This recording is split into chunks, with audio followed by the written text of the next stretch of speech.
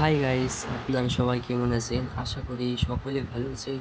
আজকের ভিডিওটা হচ্ছে আজকে সন্ধ্যেবেলায় হঠাৎ আমার এক কাকা এসে বলছে কালকে হঠাৎ আমার বাড়িতে ছাদ ঢালাই, তোমাকে আজকে রাত্রেই পাইপ ফেলে দিতে হবে, মানে পাইপ ওয়ারিং করে দিতে হবে ছাদে।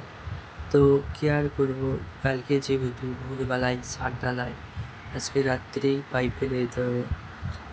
তো এখন বাজে প্রায় রাত্রি 9টা।